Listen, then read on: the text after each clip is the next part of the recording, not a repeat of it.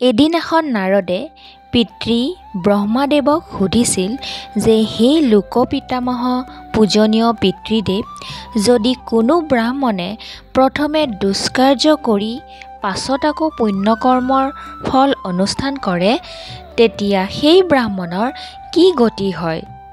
নাৰদৰ এনে প্ৰশ্ন শুনি ব্ৰহ্মাদেৱেও কৈছিল, যি ব্ৰাহ্মণে প্ৰথমে সৰ্বপ্ৰকাৰৰ পাপ কৰ্ম কৰিও পাছত জিতেন্দ্ৰিয় হয়, তেতিয়া সেই ব্ৰাহ্মণ সৰ্ব পাপৰ পৰা মুক্ত হৈ পুনৰ ব্ৰাহ্মণত্ব লাভ কৰিব পাৰে। নমস্কাৰ বন্ধু বান্ধৱীসকল, আজি মই আপোনালোকক কাহিনী শুনাবলৈ গৈ আছোঁ শ্ৰী বিষ্ণুৰ বাহন গৰুড় দেৱতাৰ কাহিনী। বন্ধু বান্ধৱীসকল, এই কাহিনীটোত প্ৰথমে নাৰদে ব্ৰহ্মাদেৱক কিছুমান প্ৰশ্ন সুধিছিল যে অধম ব্ৰাহ্মণ কোনবোৰ। এতিয়া ব্ৰহ্মাদেৱেও কৈছিল, যি ব্ৰাহ্মণে মন্ত্ৰপাঠ নাজানে, বেদ বিদ্যা নাজানে, সৎগুণী নহয়, যজ্ঞ দান আদি সৎকৰ্মহীন, সেই ব্ৰাহ্মণেই অধম। একমাত্ৰ যজ্ঞকেই জীৱিকাৰ পথ বুলি ভবা, নক্ষত্ৰ গণনা কৰিয়েই জীৱন অতিবাহিত কৰিব বিচৰা, গাঁৱৰ মানুহৰ পূজা পাতল কৰিয়েই জীৱন অতিবাহিত কৰিব বিচৰা, মানুহক ভাগ্যফল জনাই জীৱন ধাৰণ কৰিব বিচৰা, এই পাঁচোজনা ব্ৰাহ্মণক অধম বুলিয়েই কোৱা হৈছে। এই সকলোবোৰ ব্ৰাহ্মণৰ দুখৰ কথা জনাই ব্ৰহ্মাদেৱে নাৰদক কৈছিল যে যি ব্ৰাহ্মণে এইবোৰ দুখত দোষী হয়, তথাপিও সেই ব্ৰাহ্মণক বধ কৰা উচিত নহয়, কাৰণ সেই ব্ৰাহ্মণক হত্যা কৰা মানুহ সৎ ব্ৰাহ্মণক হত্যা কৰা মানুহৰ সমান মহাপাপী হয়। সেয়েহে ব্ৰহ্মাদেৱে নাৰদক এটি কাহিনী শুনাইছিল। বহুদিনৰ আগৰ কথা। এজন ব্ৰাহ্মণৰ এটি পুত্ৰ সন্তান আছিল। যৌৱন কালপ্ৰাপ্ত হোৱাত সেই ব্ৰাহ্মণ পুত্ৰই পূৰ্ব জন্মৰ কৰ্মফলৰ বাবে এগৰাকী চণ্ডালিনীৰ প্ৰিয় পাত্ৰ হৈছিল। তেওঁ সেই চণ্ডালিনীক পত্নীৰূপে গ্ৰহণ কৰি তেওঁৰ গৰ্ভৰ পৰা কেইবাটিও পুত্ৰ কন্যা সন্তান লাভ কৰিছিল। ব্ৰাহ্মণ পুত্ৰই তেতিয়া নিজৰ জ্ঞাতি কুটুম্ব পৰিত্যাগ কৰি চণ্ডালিনীৰ গৃহতেই বাস কৰিছিল। সেই সময়ত ব্ৰাহ্মণ পুত্ৰই কিন্তু অভক্ষ্য, ভক্ষণ নাইবা সুৰাপান আদি কৰা নাছিল। সুৰাপানৰ প্ৰতি তেওঁ সদায় ঘৃণা ভাৱ আছিল। চণ্ডালিনীয়ে কিন্তু তেওঁক সদায় নানান বিধৰ সুৰাপান কৰিবলৈ অনুৰোধ কৰিছিল যদিও তেওঁ কৈছিল যে হে প্ৰিয়ে, তুমি মোক এনেধৰণৰ অপবিত্ৰ কাৰ্য কৰিবলৈ নক'বা। সুৰাপান কৰা দূৰৰে কথা, মোৰ সুৰাৰ গোন্ধত বমি বমি ভাৱ হয়। এদিনাখন ব্ৰাহ্মণ পুত্ৰই মৃগয়া কৰিবলৈ গৈ ভাগৰুৱা হৈ পৰাত নিশা নিদ্ৰাত পৰিছিল। সেই সময়ত সেই চণ্ডালিনীয়ে সুৰা লৈ হাঁহি হাঁহি ব্ৰাহ্মণ পুত্ৰৰ মুখত প্ৰদান কৰিছিল। তেতিয়া তৎক্ষণাৎ ব্ৰাহ্মণ পুত্ৰৰ মুখৰ পৰা অগ্নি বাহিৰ হৈ চণ্ডালিনী, তেওঁৰ পুত্ৰ কন্যা, গৃহ ধন আদি ভস্মীভূত হৈছিল। সেই অগ্নিৰ উত্তাপত ব্ৰাহ্মণ পুত্ৰ নিদ্ৰাৰ পৰা গাত উত্থান কৰি হাহাকাৰ কৰি বিলাপ কৰিছিল। পত্নী, পুত্ৰ, কন্যা, গৃহ ধন আদি ভস্মীভূত হোৱাৰ দুখত বহু সময় কন্দা কটা কৰাৰ পাছত তেওঁ ধৈৰ্য ধৰি ভাবিছিল, ক'ৰ পৰা এই অগ্নি উৎপন্ন হ'ল? কিয় মোৰ পত্নী, পুত্ৰ কন্যা, ধন ঐশ্বৰ্য অগ্নিত ভস্মীভূত হ'ল?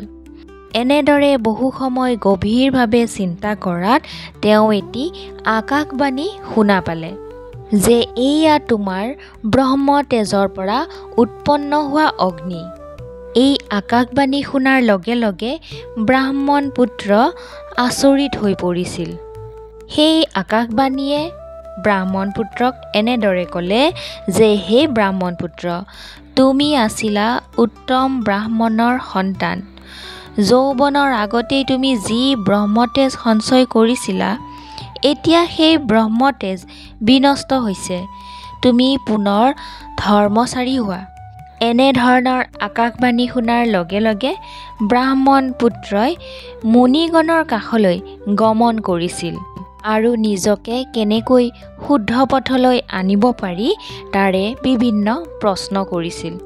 তেতিয়া সেই মুনিগণে তেওঁক দান ধৰ্ম আচৰণ কৰাৰ উপদেশ প্ৰদান কৰিছিল। তেওঁলোকে তেওঁক কৈছিল, ব্ৰাহ্মণগণে নিয়ম আৰু ব্ৰতৰ প্ৰভাৱত সৰ্ব পাপৰ পৰা পৰিত্ৰাণ পাই থাকে। তুমিও শাস্ত্ৰৰ বিধান অনুৰূপ নিয়মবোৰ পালন কৰি আত্মশুদ্ধিৰ বাবে অনুষ্ঠান কৰা, দুখ নাশৰ বাবে ব্ৰত আদিৰ অনুষ্ঠান কৰা আৰু তুমি অনতি পলমে পবিত্ৰ তীৰ্থসমূহলৈ গমন কৰি শ্ৰীহৰিৰ আৰাধনা কৰি থাকা। তেনে কৰিলে তোমাৰ সৰ্ববিধ পাপ অলপ দিনৰ ভিতৰতেই ক্ষয়প্ৰাপ্ত হ'ব। তেতিয়াহে তুমি পুনৰ ব্ৰাহ্মণত্ব লাভ কৰিব পাৰিবা। বন্ধু বান্ধৱীসকল, এয়া আছিল ব্ৰাহ্মণসকলে যদি নজনাকৈ কেতিয়াবা পাপ কৰ্ম কৰে তেনেহ'লে তাৰ পৰা কেনেদৰে পৰিত্ৰাণ পাব পাৰি এই কথাবোৰ ব্ৰহ্মাদেৱে নাৰদক কৈছিল। বন্ধু বান্ধৱীসকল, এতিয়া আহক শুনো গৰুড় পক্ষীৰ কাহিনী। পুৰণি কালত বিনতাৰ পুত্ৰ গৰুড় পক্ষী অণ্ডৰ মাজৰ পৰা বহিৰ্গত হৈ পোৱালি অৱস্থাতেই ক্ষুধা নিবাৰণৰ বাবে মাতৃ বিনতাক কৈছিল, হে মা, মোক আহাৰ খাবলৈ দিয়া, মোৰ বৰ ভোক লাগিছে। তেতিয়া মাতৃ বিনতাই গৰুড়ক পৰ্বতৰ সমান প্ৰকাণ্ড দেহা আৰু মহাবলী জ্ঞান কৰি আনন্দ লাভ কৰিছিল যদিও সেই পুত্ৰক দিবৰ বাবে আহাৰ নথকাত দুখ মনে কৈছিল, হে বোপা, মই তোমাৰ ক্ষুধা সম্পূৰ্ণৰূপে নিবাৰণ কৰিবলৈ অসমৰ্থ। তোমাৰ পিতৃ ধৰ্মাত্ম কশ্যপ ব্ৰহ্মপুত্ৰ নদীৰ উত্তৰ পাৰত তপস্যা কৰি আছে। তেওঁ সকলো লোকৰ সাক্ষাৎ পিতামহৰ সমতুল্য। হে বোপা, তুমি তালৈকে যোৱা, তেওঁক তোমাৰ অভিলাষৰ কথা জনোৱা। তেওঁৰ উপদেশত তোমাৰ ক্ষুধা শান্তি হ'ব। মহাবলী বিনতাৰ পুত্ৰ গৰুড়ে মাতৃৰ এই কথা শুনি মনৰ সদৃশ বেগেৰে খন্তেকৰ ভিতৰতে পিতৃ কশ্যপৰ ওচৰত উপস্থিত হৈছিল। অগ্নিতুল্য পিতৃ কশ্যপ মুনিক দৰ্শন কৰি মুনিৰ চৰণত মূৰ ৰাখি প্ৰণাম কৰি কৈছিল, হে পিতৃ দেৱতা, মই আপোনাৰ পুত্ৰ গৰুড় পক্ষী, মই বৰ ক্ষুধাতুৰ হৈছোঁ। হে পিতা, মোক ভক্ষ্য প্ৰদান কৰক। কশ্যপ মুনিয়ে গৰুড়ৰ কথা শুনি ক্ষন্তেক ধ্যান কৰি গৰুড় বিনতাৰ পুত্ৰ বুলি জানিছিল। তেওঁ পুত্ৰ স্নেহতে কৈছিল, লোহিত সাগৰৰ তীৰত বহু শত সহস্ৰ মহাপাপী নিষাদ বাস কৰি আছে। তুমি সেই মহাপাপীগণক ভক্ষণ কৰি সুখী হোৱাগৈ। সেই দুষ্ট নিষাদবোৰে তীৰ্থযাত্ৰীবোৰক বৰকৈ অত্যাচাৰ কৰি থাকে। সিহঁতক ভক্ষণ কৰিলে তীৰ্থযাত্ৰীৰ মনত বিমল আনন্দ লাভ হ'ব। কিন্তু সেই নিষাদৰ মাজত এজন ব্ৰাহ্মণো আছে। সেইজনা জন্মসূত্ৰে ব্ৰাহ্মণ যদিও তেওঁৰ গাত অকণো ব্ৰাহ্মণৰ লক্ষণ নাই, দেখাত নিষাদ তুল্য। তথাপি তুমি সেইজনা ব্ৰাহ্মণক ভক্ষণ নকৰিবা। পিতৃ কাশ্যপৰ এই কথা শুনি গৰুড়ে লোহিত সাগৰৰ পাৰলৈ উৰি গৈ নিষাদসকলক ভক্ষণ কৰিছিল। ব্ৰাহ্মণজনাৰ গাত বিশেষ কোনো চিহ্ন নথকাত গৰুড়ে সেই ব্ৰাহ্মণজনাকো নিষাদ জ্ঞান কৰি গিলি পেলাইছিল। ব্ৰাহ্মণক গিলিলেও সেই ব্ৰাহ্মণ গৰুড়ৰ কণ্ঠনলীত দৃঢ়ভাৱে সংলগ্ন হৈছিল। তাৰ ফলত গৰুড়ে তেওঁক গিলি পেটৰ ভিতৰলৈ নিব পৰা নাছিল আৰু বমি কৰি ডিঙিৰ পৰা বাহিৰ কৰি দিব পৰাও নাছিল। তেওঁ তেতিয়া নিৰুপায় হৈ পিতৃ কশ্যপৰ ওচৰলৈ গৈ কৈছিল, হে পিতৃ দেৱতা, মই নিষাদবোৰ এটি এটিকৈ গিলি পেটৰ ভিতৰত হজম কৰিলোঁ, কিন্তু এজন নিষাদক গিলি পেটৰ ভিতৰলৈ নিব পৰা নাই, নাইবা ডিঙিৰ পৰা বাহিৰ কৰি দিবও পৰা নাই। মই এতিয়া কি কৰোঁ জনাওক। গৰুড়ৰ এই কথা শুনি কশ্যপ মুনিয়ে কৈছিল, হে বোপা, মই তোমাক আগতেই কৈছিলোঁ যে নিষাদৰ লগত এজন ব্ৰাহ্মণো আছে। সেই ব্ৰাহ্মণক গিলিব খোজাত তোমাৰ এনে অৱস্থা হৈছে। এই কথা জানিব পাৰি কশ্যপ মুনিয়ে গৰুড়ৰ কণ্ঠত সংলগ্ন ব্ৰাহ্মণক কৈছিল, হে ব্ৰাহ্মণ, তুমি মোৰ পুত্ৰ গৰুড়ৰ কণ্ঠৰ পৰা ওলাই মোৰ ওচৰলৈ আহা, মই তোমাৰ হিত কথা ক'ম। তেতিয়া সেই ব্ৰাহ্মণে কশ্যপ মুনিক কৈছিল, মোৰ লগত থকা বন্ধুবৰ্গ, সম্বন্ধত শহুৰ শুলশালী, মোৰ পৰম বিশ্বাসী নিষাদবোৰ এই গৰুড়ৰ পেটৰ ভিতৰলৈ গৈছে। মই এওঁলোকক পৰিত্যাগ কৰি আপোনাৰ ওচৰলৈ যাব নোৱাৰোঁ। নৰকেই হওক, স্বৰ্গ আদিয়েই হওক, নাইবা সুখ ভোগৰ স্থানেই হওক, মই এওঁলোকৰ সৈতেহে যাম। ব্ৰাহ্মণৰ সেই কথা শুনি কশ্যপ মুনি বিস্মিত হৈ কৈছিল, তুমি ব্ৰাহ্মণ কুলত জন্ম লাভ কৰিও চণ্ডালৰ সংগত পতিত হৈছা।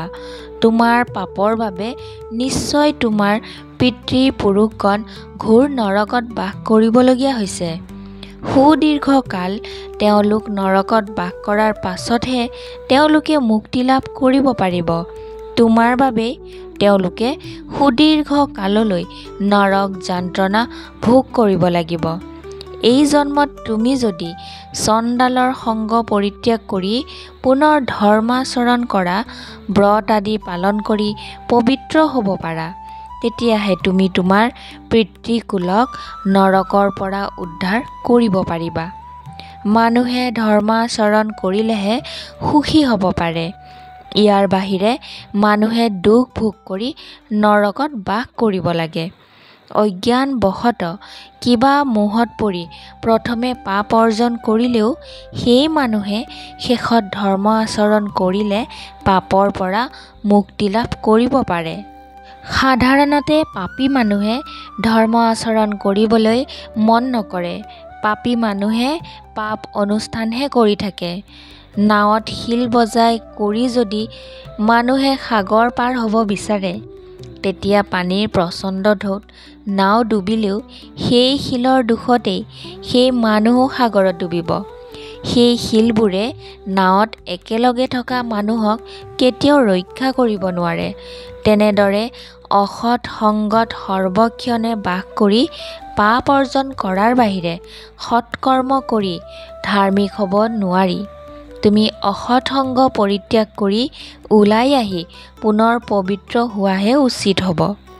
কশ্যপ মুনিৰ এনেবোৰ কথা শুনি গৰুড়ৰ ডিঙিত লাগি ধৰা ব্ৰাহ্মণেও কৈছিল, এই পক্ষীয়ে যদি মোক আৰু মোৰ সমস্ত বান্ধৱগণক পৰিত্যাগ নকৰে, তেতিয়া মই ইয়াৰ ডিঙিৰ ভিতৰতে প্ৰাণ ত্যাগ কৰিম।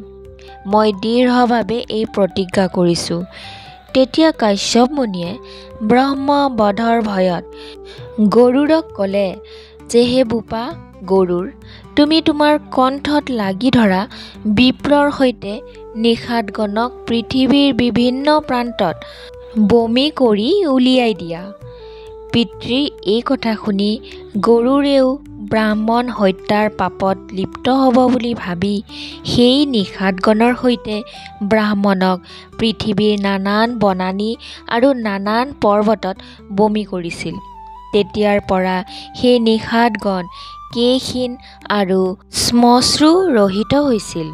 তেওঁলোকৰ কিছুমানৰ সামান্য দাঢ়ি আছিল। অগ্নিকোণত বাস কৰাসকল নগ্ন আৰু মহাপাপী হৈছিল।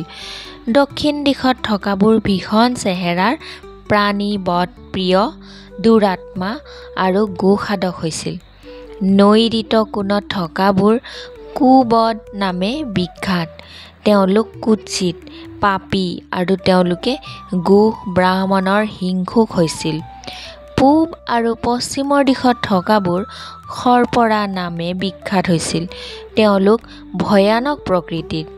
বায়ুকোণত থকাবোৰৰ দাঢ়ি বেছি, গোসাধক, অশ্বাৰোহী আৰু যুদ্ধত নিপুণ ম্লেচ্ছ বোলা হয়, যিবোৰ উত্তৰ দিশৰ পৰ্বতত বাস কৰিছিল।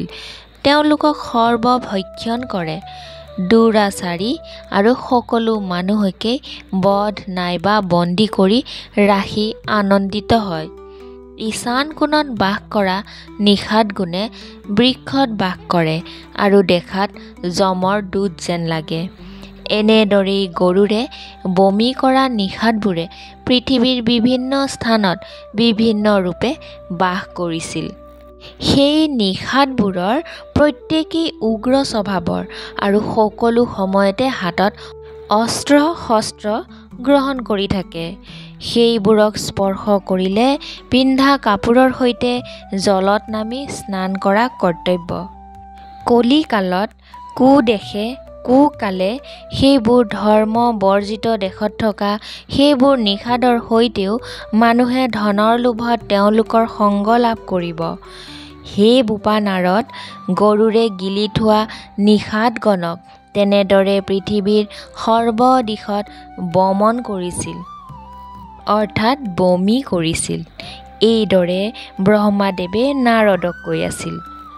তাৰ পিছত গৰুৰে পুনৰ পিতৃ কশ্যপৰ কাষলৈ আহি কৈছিল, হে পিতৃদেৱতা, মোক ক্ষুধাই অত্যন্ত পীড়া কৰিছে।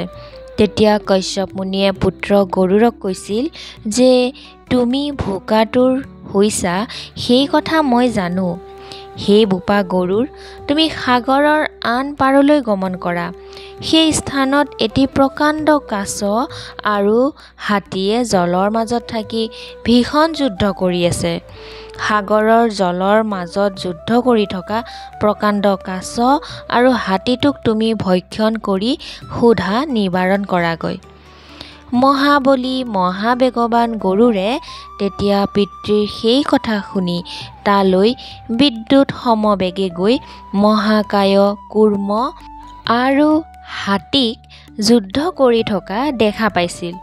তেওঁ ভৰিৰ নখেৰে কুৰ্ম আৰু হাতীক বিদ্ধ কৰি আকাশলৈ উৰি ক'ৰবাত উচ্চ বৃক্ষ আছে নে নাই চাই আছিল।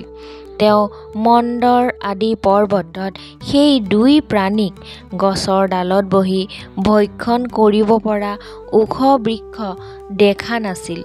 তাৰ পাছত 2 লাখ যোজন গমন কৰি জম্বু দ্বীপৰ মাজত থকা এজোপা প্ৰকাণ্ড জাম গছ দেখি তাৰ ডালত খাবলৈ চেষ্টা কৰিছিল।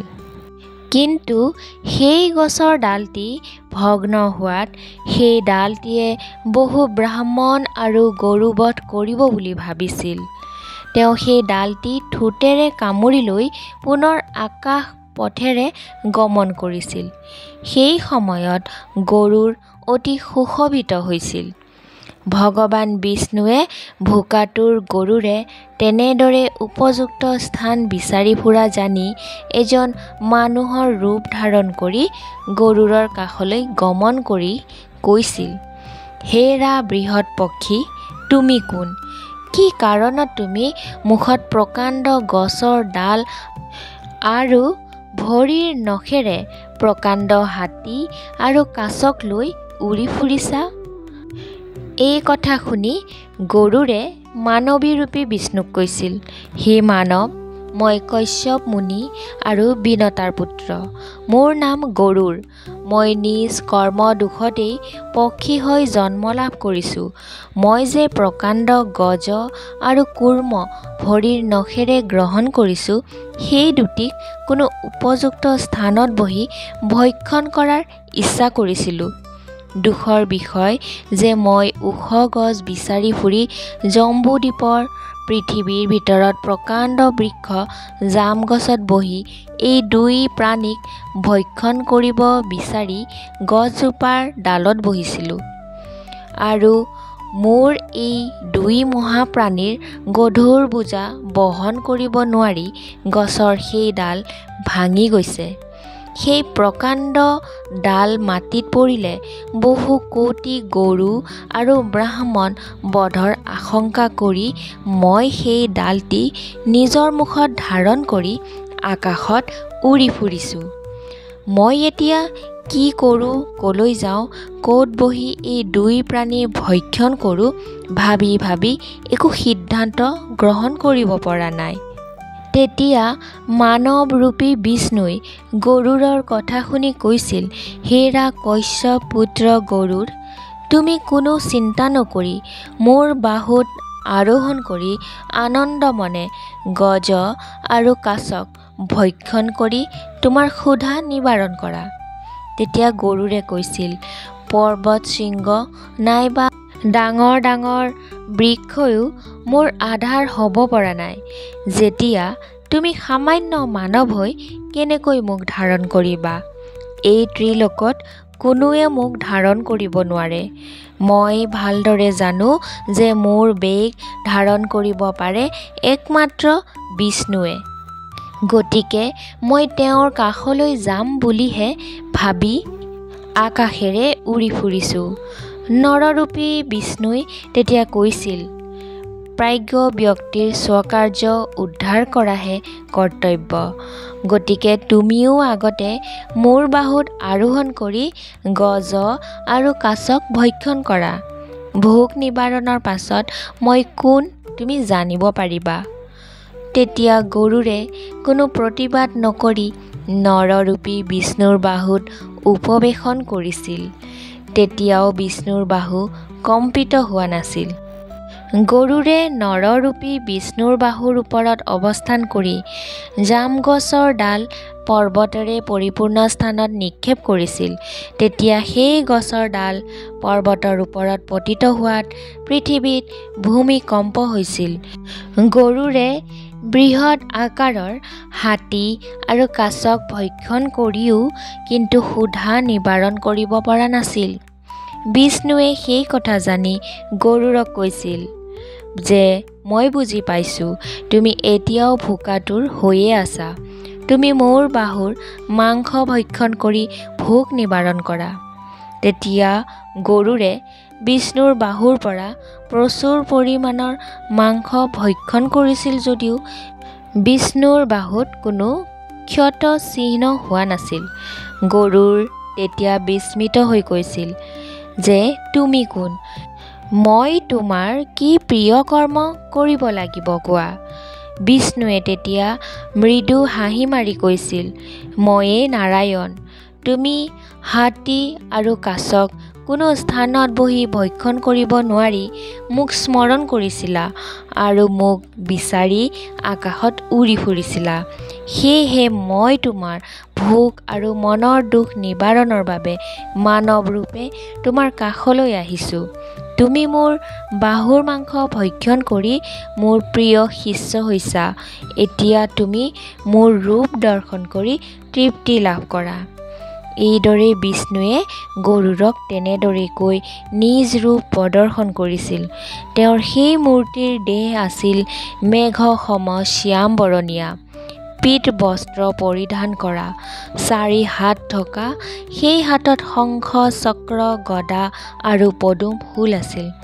পৰম সুন্দৰ বিষ্ণুৰ সেই ৰূপ দৰ্শন কৰি গৰুড়ে ভক্তিভাৱে বিষ্ণুৰ চৰণত মূৰৰ দ্বাৰা প্ৰণাম কৰি কৈছিল, হে পুৰুষোত্তম, মই তোমাৰ কি প্ৰিয় কাৰ্য কৰিব লাগিব কোৱা? তোমাৰ এই ৰূপ দৰ্শন কৰাৰ লগে লগে মোৰ ক্ষুধা নিবাৰণ হৈছে। হে প্ৰভু, তুমি মোক যি আদেশ দিয়া মই তাকেই পালন কৰিম। আজিৰ পৰা তুমি মোক তোমাৰ চৰণত দাস কৰি লোৱা। গৰুড়ৰ কথা শুনি বিষ্ণুৱে মৃদু হাঁহি মাৰি কৈছিল, হে বীৰ, আজিৰ পৰা তুমি মোৰ সখা আৰু বাহন হোৱা। গৰুড়ে পুনৰ বিষ্ণুৰ চৰণত প্ৰণাম জনাই কৈছিল, হে পৰমেশ্বৰ, হে পৰম জ্ঞানী পৰম দেৱতা, মই আজি ধন্য হৈছোঁ। হে নাথ, তোমাক দৰ্শন কৰি মোৰ জন্ম সফল কৰিলোঁ। হে প্ৰভু, মই পিতৃ মাতৃৰ অনুমতি প্ৰাৰ্থনা কৰি তোমাৰ কাষলৈ আহিম। গৰুৰৰ কথা শুনি শ্ৰী বিষ্ণুৱে কৈছিল, তুমি অজৰ অমৰ আৰু সৰ্বভূতৰ অবৈধ হ'বা। তোমাৰ কৰ্ম আৰু শক্তি মোৰে সমান হ'ব। তোমাৰ অপ্ৰতিহত গতি হ'ব। তুমি মনত যি অভিলাষ কৰিবা সেই অবিলম্বে পূৰ্ণ হ'ব। তুমি অনায়াসে প্ৰচুৰ আহাৰ লাভ কৰিব পাৰিবা আৰু প্ৰীতি লাভ কৰিব পাৰিবা। তুমি তোমাৰ মাতৃ বিনতাক দাসিত্বৰ পৰা মুক্ত কৰিব পাৰিবা। শ্ৰী বিষ্ণুৱে গৰুড়ক সেই কথা কৈ তাতেই অন্তৰ্ধান হৈছিল। তেতিয়া গৰুড়ে আনন্দ মনে পিতৃ কশ্যপৰ ওচৰলৈ গমন কৰি সকলো কথা বিৱৰি কৈছিল। গৰুড়ৰ মুখে সেই কথা শুনি কশ্যপ মুনি পৰম আনন্দিত হৈ কৈছিল, তোমাক পুত্ৰৰূপে লাভ কৰি মই আৰু তোমাৰ মাতৃ ধন্য হৈছোঁ। অকল সেয়াই নহয়, তোমাৰ বাবে আমাৰ কুল আৰু জন্মক্ষেত্ৰও ধন্য হৈছে। যাৰ বংশত পুৰুষোত্তম বৈষ্ণৱ সন্তান জন্মে, সেই সন্তানেই তেওঁৰ কোটি কুল উদ্ধাৰ কৰি অন্তিমত বিষ্ণুৰ সাযুজ্য প্ৰাপ্ত হয়। যিয়ে সদায় বিষ্ণুক ধ্যান কৰে, পূজা কৰে, বিষ্ণুৰ নাম কীৰ্তন কৰে, বিষ্ণুক স্তুৱ কৰে, মন্ত্ৰ জপ কৰি থাকে, সেইজনাই সৰ্ব পাপৰ পৰা মুক্তি লাভ কৰে। যিজনাৰ মনত সৰ্বক্ষণে গোবিন্দৰ নাম উচ্চাৰিত হয়, তেওঁ বিষ্ণুৰ দাস হ'ব পাৰে আৰু পুণ্যৰ ফলত তেওঁ পুৰুষোত্তম বুলি গণ্য হয়। হে বোপা গৰুড়, তোমাৰ সমান ভাগ্যৱান আৰু পুণ্যৱান কোনো নাই। তুমি প্ৰথমে তোমাৰ মাতৃক দাসিত্বৰ পৰা মুক্ত কৰাগৈ। তাৰ পাছত মাতৃৰ প্ৰতি কৰণীয় কৰ্ম কৰি প্ৰভু বিষ্ণুৰ কাষলৈ গমন কৰিবা। এইদৰে গৰুড়ে বিষ্ণুৰ পৰা মহান বৰ লাভ আৰু পিতৃ কশ্যপৰ পৰা অনুমতি লাভ কৰি আনন্দ মনে মাতৃ বিনতাৰ কাষলৈ গমন কৰি সভক্তিৰে মাতৃক প্ৰণাম জনাই মাতৃৰ সন্মুখত ৰৈ আছিল। তেতিয়া বিনতাই কৈছিল, হে পুত্ৰ, তোমাৰ ভোজন কৰা হৈছেনে? তুমি পিতৃক দেখা কৰিছানে? তুমি বহু পলম কৰি মোৰ কাষলৈ আহিলা। মই তোমাৰ বাবে বৰকৈ চিন্তা কৰি আছিলোঁ। মাতৃৰ এই কথা শুনি গৰুড়ে হাঁহি মাৰি সকলো কথা বিৱৰি ক'লে। মাতৃ বিনতাই পুত্ৰ গৰুড়ৰ মুখে সকলো কথা শুনি বিস্মিত হৈছিল। তেওঁ কৈছিল যে তুমি শিশুকালতেই এনে দুষ্কৰ কৰ্ম কৰা শুনি আচৰিত হৈছোঁ। তুমি বিষ্ণুৰ সখা হোৱাত মই নিজকেই ধন্য মানিলোঁ। তোমাৰ বাবে আমাৰ কুলো ধন্য হ'ল। হে বোপা, তুমি পৰমেশ্বৰ বিষ্ণুৰ পৰা বৰ লাভ কৰা শুনি মই বৰ সন্তোষ পাইছোঁ। ইয়াৰে পিছত গৰুড়ে মাতৃ বিনতাক ক'লে যে, হে মাতৃ, মই আপোনাৰ কি প্ৰিয় কাৰ্য কৰিব লাগিব জনাওক। আপোনাৰ প্ৰিয় কাৰ্য সমাপ্ত কৰিহে মই প্ৰভু বিষ্ণুৰ কাষলৈ গমন কৰিম। গৰুড়ৰ এই কথা শুনি বিনতাই কৈছিল, মোৰ এটি মহা দুখ আছে। তুমি মোক সেই দুখৰ পৰা উদ্ধাৰ কৰা। পূৰ্বতে মোৰ সপত্নী ভনী কদ্ৰুৰ লগত পণত পৰাজিত হৈ মই তেওঁৰ দাসী হৈ আছোঁ।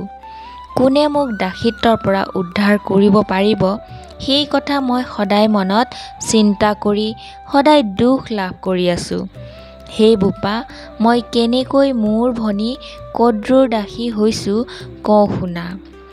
এদিনাখন প্ৰাতঃকালত ইন্দ্ৰৰ উচ্চৈঃশ্ৰৱা অশ্ব কি বৰণৰ, সেই লৈহে আমাৰ দুজনীৰ মাজত তৰ্ক আৰম্ভ হৈছিল।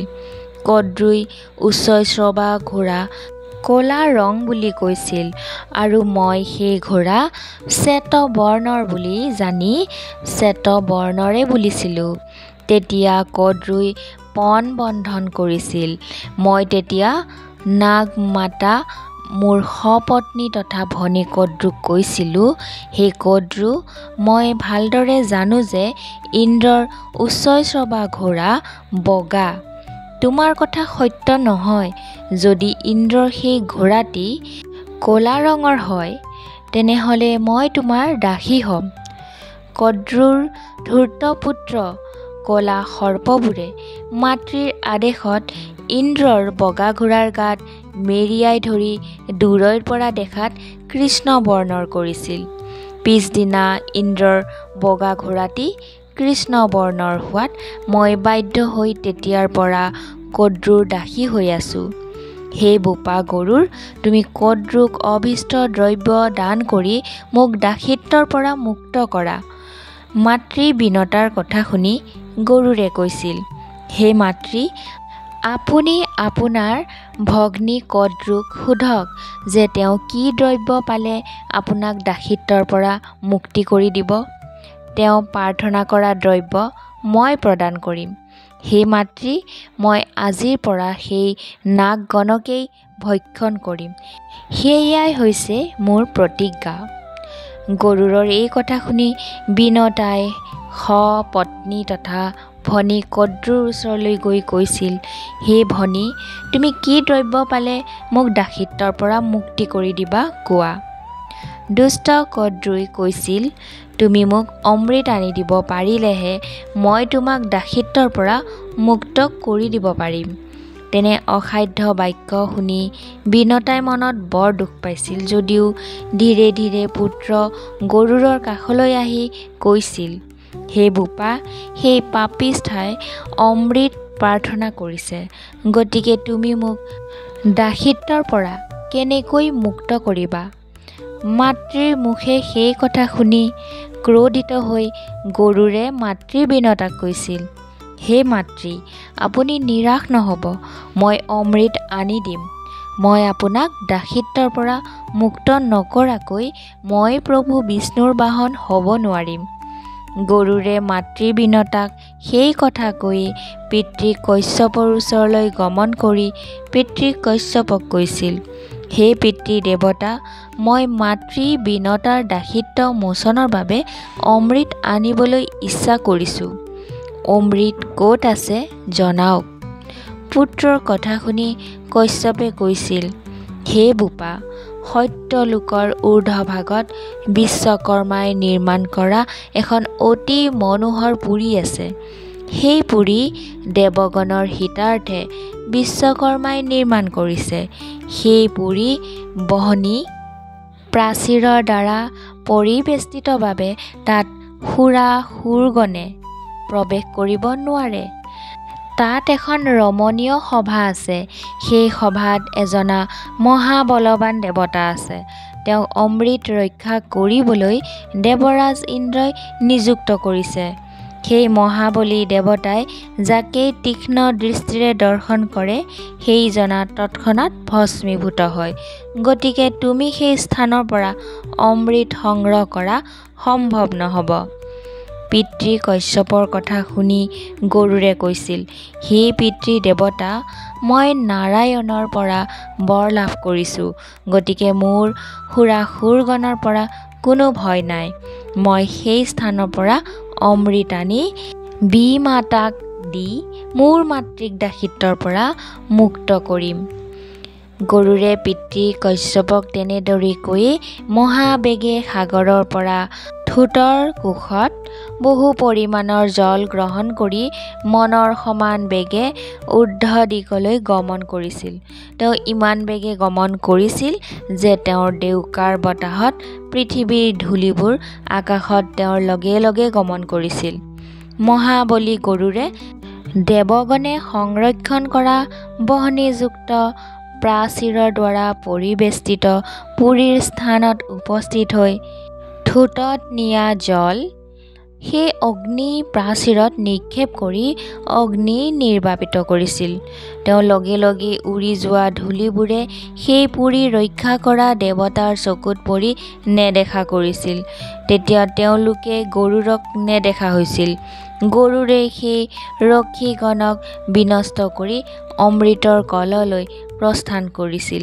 তেতিয়া ইন্দ্ৰদেৱে সেই দৃশ্য দৰ্শন কৰি ঐৰাৱতত আৰোহণ কৰি গৰুড়ক বাধা প্ৰদান কৰি কৈছিল, হে ৰা চৰাই, তুমি কোন?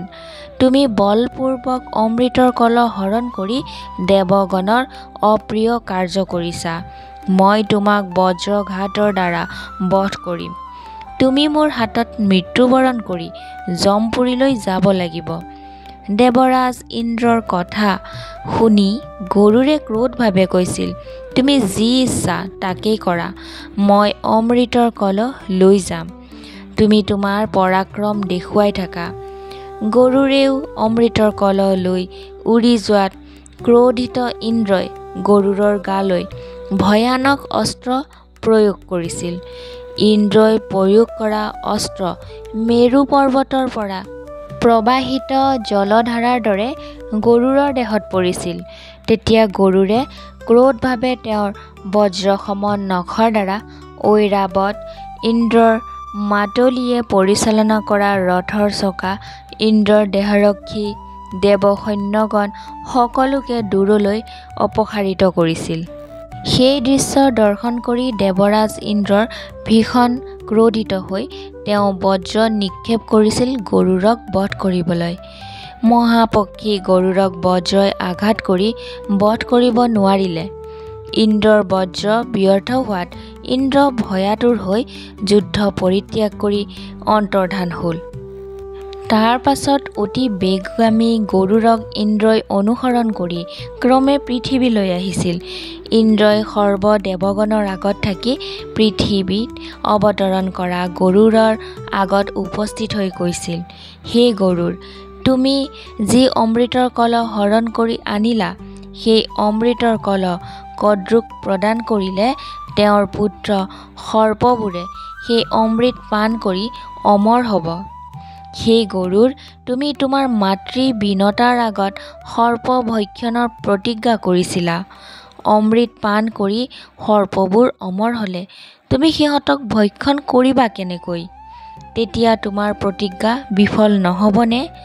তোমাৰ দৰে মহাবীৰৰ প্ৰতিজ্ঞা বিফল হ'লে জীৱনৰ সাফল্য লাভ কেনেকৈ হ'ব? গতিকে হে অনগ, তুমি অনুমতি প্ৰদান কৰিলে মই পুনৰ অমৃতৰ কলহ হৰণ কৰিব পাৰোঁ। ইন্দ্ৰৰ কথা শুনি গৰুড়ে কৈছিল, হে দেৱৰাজ ইন্দ্ৰ, মোৰ দূষিতা সতী মাতৃ বিনতা যেতিয়া সৰ্বলোকৰ অদাসী বুলি বিদিতা হ'ব, তেতিয়াহে আপুনি অমৃতৰ কলহ হৰণ কৰিব পাৰিব। গৰুড়ে তেনেদৰে কৈ অমৃতৰ কলহ লৈ মাতৃ বিনতাৰ ওচৰলৈ গমন কৰি কৈছিল, হে মাতৃ, মই স্বৰ্গৰ পৰা অমৃত আনিলোঁ।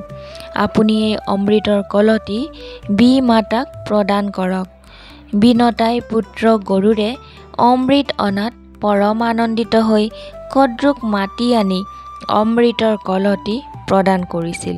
তেতিয়া কদ্ৰুই আনন্দ লাভ কৰি বিনতাক দাসিত্বৰ পৰা মুক্ত কৰি দিছিল।